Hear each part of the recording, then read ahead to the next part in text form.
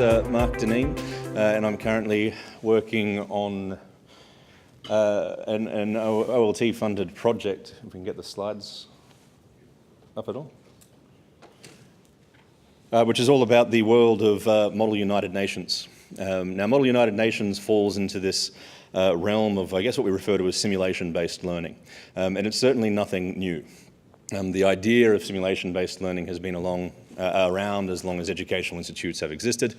And Model UNs actually predate the UN in the form of the Model League of Nations, which was started in Harvard at about I think it was about the 1920s, was the first type where you have these student delegates who turn up and represent a country's interests based upon certain issues. I've had the great fortune of being able to look at a number of these Model UNs, but never actually participated in one. Here at Bond University, within the International Relations Department, a number of our classes actually incorporate simulation-based learning. Comes to mind Introduction to Diplomacy and East-West Diplomacy as well, where the students for the entire semester will actually adopt the role of a country and have to act in the best interests of that particular country.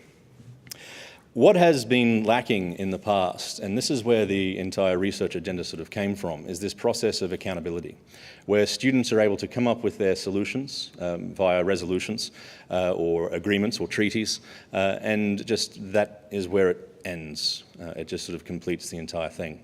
There's no sort of accountability or real cost. So one of the options that I was looking at was how can we go about improving this process?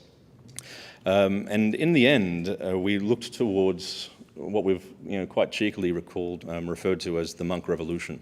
And this is our nice little logo, which is part of the project. The entire thing really took place in this room about 2 years ago, very much where all of you are seated right now, where about 60 students from both Bond University and local high schools gathered together to take on a model World Health Assembly. The idea here was very simple. There was a burgeoning pandemic that was slowly taking over the world, and they needed to come up with a solution. And that solution would be seen because the pandemic would actually stop spreading. One thing that I wanted to do was to try and really encourage this idea of the ticking time bomb scenario, which, let's face it, in reality, the notion of a ticking time bomb rarely ends up happening. So how could we go about crafting this ticking time bomb when it came to a Model UN environment? And I sat with a friend of mine, Dr. Matthew Carter, who graduated from here with a PhD. Some of you may know him. And we were sitting over at Don's Tavern, having a beer, where all great ideas obviously come from, and thinking, what can we do? Is there any chance that you could create me a map and have the countries slowly turn darker shades of red? As you know, more and more people started dying, because I think that would speed things up. And he went a little bit crazy, and he came up with this great idea, and this is how we can do it. We can see the spread going here and there. I thought, okay, so there's our ticking time bomb. How do we throw accountability into this? Or else the students are just going to sit there and go, well, I'm shutting down my borders, and I'm safe.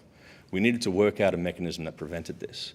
And this is the beauty of utilizing international relations theory, when we realize that all these countries have what we call elements of national power.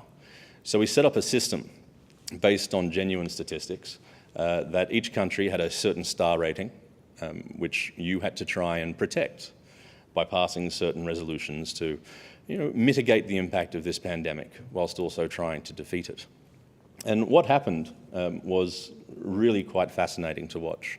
Some of the speeches that took place within this very room were just really awesome and really innovative. But the groundbreaking moment didn't come from a Bond University student in their $4,000 suit or however much they were paying for it. It was a high school student. And this was a high school student in this room filled with university students wearing her school uniform. Just over 16 years of age, I believe she was, who stood up around about where Professor Mortley is right now and implored the entire room to get back to the matter at hand. It had been hijacked by one of those classy law students who sort of say, well, I'm Iran and I'd prefer to talk about nuclear weapons than this pandemic. So this young student stands up in the middle of the room, filled with university students, and implores every person to get back to the matter at hand because the people in her country were dying. And the entire room went quiet and then broke out into applause. And I was standing up the back of the room just sort of going, what on earth prompted her to be able to make this contribution? And we spoke to her afterwards, and she was like, well, it was clear. My country was going bright purple, and nobody was talking about the matter at hand. And this is where I started to think that, well, hang on, maybe we've got something a little bit better here. Maybe this is more than just a game. If we're able to prompt the student to respond and get back on track, we're sort of managing this game indirectly. And so we set about working it, and I spoke with Shelley over at OLT, and she used much better words than I could put together and told me, well, what you're talking about is all about employability. And these are the skills that employers want from graduates. And so you should put together a seed grant application and we'll send it into OLT. So after what was 3 or 4 very, very, very, very sleepless nights, weeks, we put together this application, and Shelley and the rest of her OL team were far more confident than I was. In fact, I was more than happy to forget about this entire thing and be like, right, put that grant application in, that's going to look good on the PDR. I don't need to worry about it because I'm pretty certain I'm not going to win it. And then, shock horror, I was with a former Bond student who works for DFAT now, Michael Hoy, and the phone rings, and it's a message saying, congratulations, you've been awarded this seed grant. And I was saying, oh, this is awkward, because I was stealing Michael's thunder. He was getting married that weekend and it was supposed to be his pre-wedding bash. And he got very excited, and I told him about it, and he said, that's amazing. You know, this idea that you can simulate this type of stuff, it's really important that you follow this project through. And so we kept working on it, and we've tweaked it, and we've been executing what we've called the Monk Revolution program. We were almost at the completion of all of our data collection so far. And the results have really been quite interesting. The whole thing is centered on the student experience and what the students actually get back from participating in what we've referred to as technologically enhanced Model UNs. Arguably an exceptionally lengthy term to describe what is a very, very simple process. Essentially, students are presented with a web-based program where we, as the planners, can now unleash an entire range of any sort of disasters and escalate in crisis. So this weekend just gone, we decided to, it started off with a simple negotiation about the Nuclear Non-Proliferation Treaty, and then it escalated when China decided to deploy nuclear missiles into the Diaoyu Islands to escalate that conflict, because, you know, the Southeast Asia Sea, that's not a hot spot of activity anyway. Students were then forced to interact, to negotiate and collaborate with one another, to come up with a resolution to mitigate the impact of this pending disaster. And in the traditional security dilemma, you saw all sorts of things start to escalate.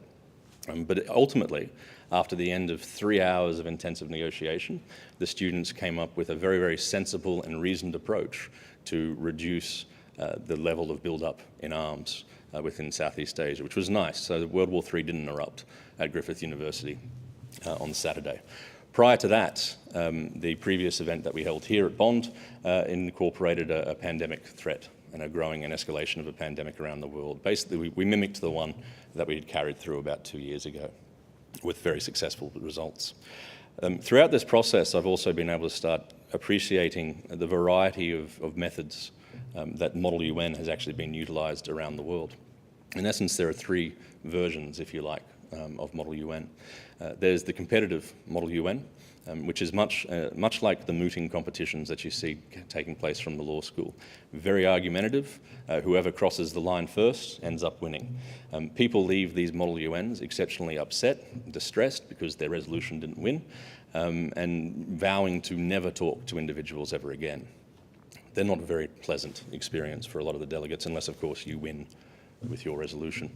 The second version of Model UN is one that simulates what the UN actually does, which is to work towards a consensus, meaning unanimous agreement, which is far, far more difficult. I witnessed this one take place at the World Model UN, which was in Rome, where students from around the world gathered to negotiate treaties in a variety of different languages, all forced to talk about English, but they had to come to a consensus, a 100% agreement. They did this over a 4-day period, and every room, there was 5 different rooms going on at the time, were able to come to an agreement on the variety of issues. There was a lot more interaction and negotiation transpiring at this, but perhaps the most amazing moment took place sort of on the sidelines. There was a gentleman from the UN who also used to be a senior researcher for Sesame Street, believe it or not. So we had plenty of interesting lunches. He and I had a side bet going for a couple of beers based upon the high school students. Now, when these high school students turned up, It reminded me why I don't have any children. They were absolutely mortifying individuals, screaming around, and this is in the FAO, the Food and Agricultural Organization, so a proper UN building, and you've got all these high school students yelling and screaming and mocking each other. And I turned to him and I said, Will, there is no chance these kids will come to a resolution within 4 days. I was wrong, and I lost the bet. They actually came to a resolution 3 hours prior to any other room did. And theirs passed unanimously, both within their own delegations and in the much larger forum, which had, I think it was about 480 individuals gathered together at the same time. So it was quite a remarkable thing to witness, and that cost me about a 6-pack of European beers, which was quite upsetting. The third type of model UNs is one that I just witnessed this year, and this was a thing called JUIMUN, which is the Japanese University English Model United Nations. JUIMUN transpired at Kinki University. Yes, that's the actual name of the place. I do believe they are changing the name to Kindai, but I'm not entirely certain why. The purpose of JUIMUN was different to every other model UN that I had actually witnessed, in that it was an English language learning exercise. So at JUIMUN, every student had to speak in English, which was not their first language, except for about 2 students who were from Australia. So all the Japanese students had to speak in English, they had to write in English, their speeches were all in English, deliberations, everything. And it was a remarkable exercise to witness. On the side of this JUIMUN conference, and this was the most staggering thing that I've seen of all the model UNs, was this journalism contingent. And I thought this was amazing. These students each paid $250 to be there, and every single one of those journalism students worked so hard over a 2-day period, it was mind-blowing. They had to have 2 stories produced and published every day. Sorry, it was 3 days, every day for that 3-day period. This included political cartoonists who would find the story and then draw the cartoons by hand to have them uploaded. It included video journalists, it included radio journalists, and then the traditional print journalists as well. And I couldn't believe that these students were not only willing to work this hard over this 3-day period, but they paid to do it. I remember my undergraduate degree reasonably well. The idea of paying $250 to work over a weekend for 3 straight days, it doesn't even come close to anything that I would have participated in. They were an extraordinary group of students at this particular university. So it was great to see that these 3 different types existed, and the ability to build up the project even further from that point has significantly expanded. The next step, oops, wrong button. The next step of our little project is to start finalising the results that we have. And you've all got the result handout there in front of you. And I have to say that when I was putting this together, I was quite amazed at some of the results that we'd gotten. Now, obviously, these are very preliminary results based upon 4 Model United Nations that we've conducted, 2 without the use of technology and 2 with the use of technology. The results you see in front of you are the results from the technology enhanced Model UNs. And I think possibly the one that I feel most proudest of is the very bottom figure, with 70% of delegates feeling a reduction in anxiety when speaking with the GSOC software program in front of them. I found that to be an absolutely staggering figure.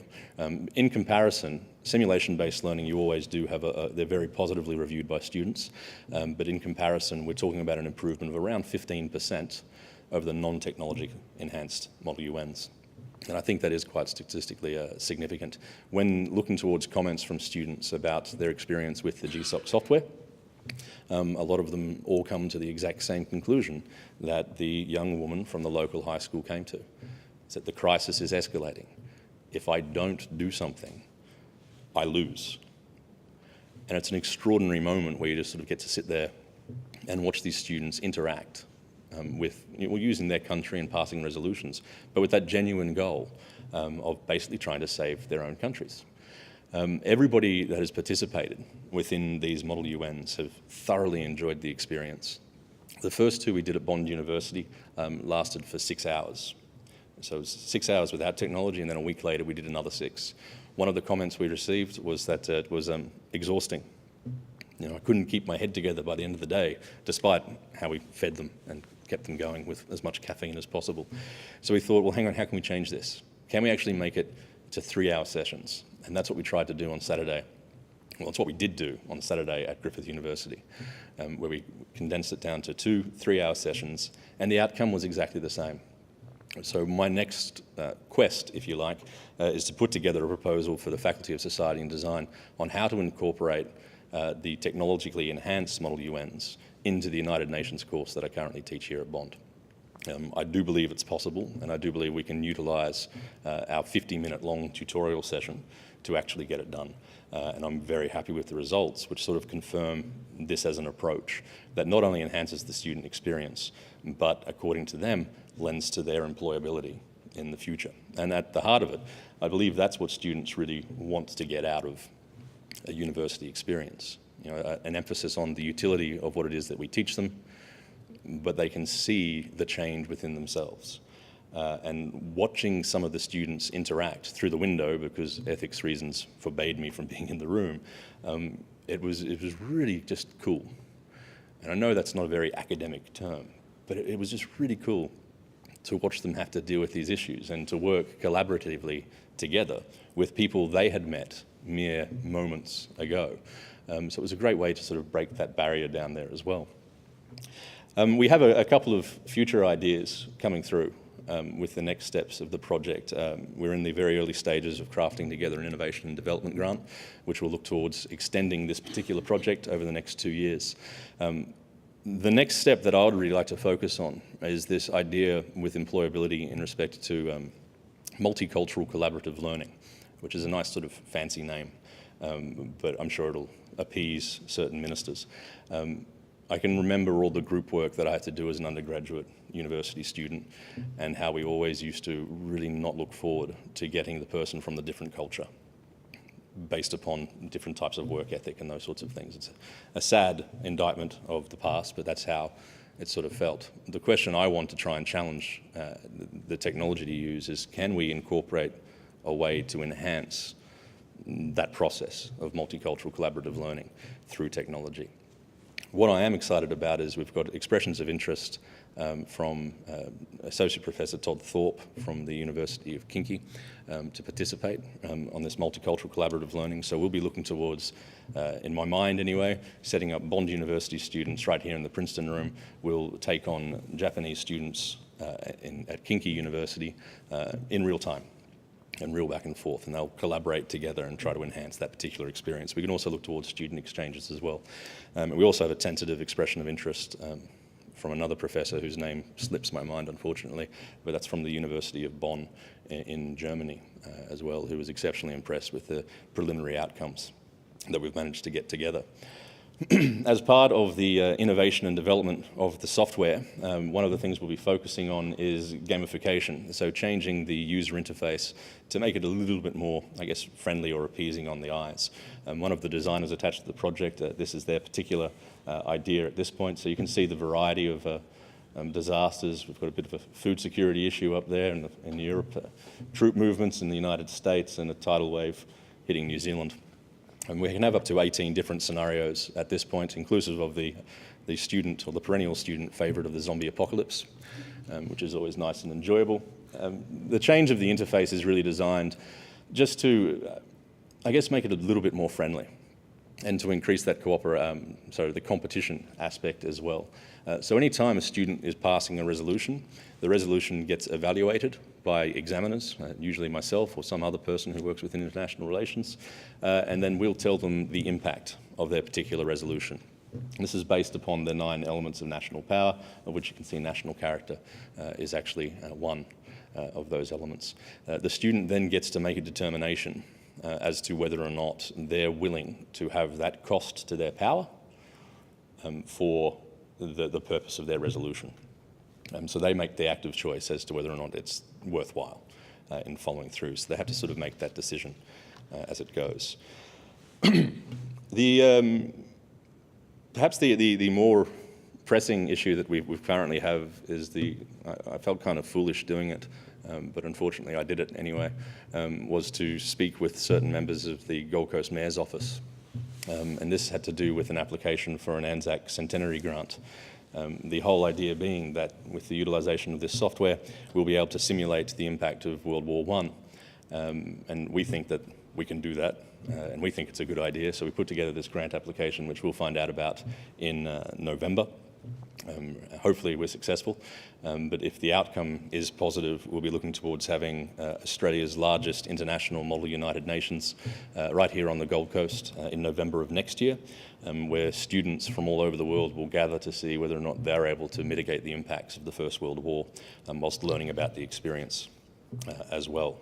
So our fingers are crossed that that comes off, but we're also a little bit nervous about the amount of research that we have to conduct within a very, very short period of time.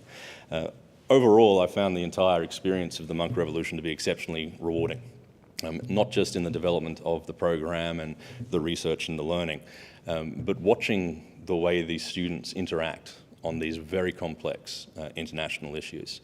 It's been a great privilege and a whole lot of fun. To the point where I kind of really wish that I could be a delegate. But maybe in the meantime, I'll just keep crafting up crazy crackpot scenarios, which is nice. You do develop a bit of a God complex when you can just tell, you turn to a computer programmer and say, yes, in fact, Russia with SARS, wipe them out. And then 5 seconds later, Russia just turns bright purple and they no longer exist. The poor kid who represented Russia did it twice. And twice I accidentally wiped out his country without knowing that it was him. He was convinced that I had it in for him. He doesn't speak to me anymore. It's quite upsetting. So that is basically a brief overview of what the Monk Revolution is all about, the purpose and intent of the project. I believe it's November, we're scheduled to have a masterclass on how to incorporate this technology and the Model UN teaching process into classes of all different types. So I'd dearly love to see you all there. At the very least, I'll be buying you all lunch. Okay, the taxpayer will be buying you all lunch. Christopher Pine was kind of a nice guy, I guess, when he came through with that one. So I'm more than happy to answer any questions that you may have in respect to the project or the outcomes thus far. And if not now, I look forward to seeing you at the masterclass come November. So thanks very much. Sure.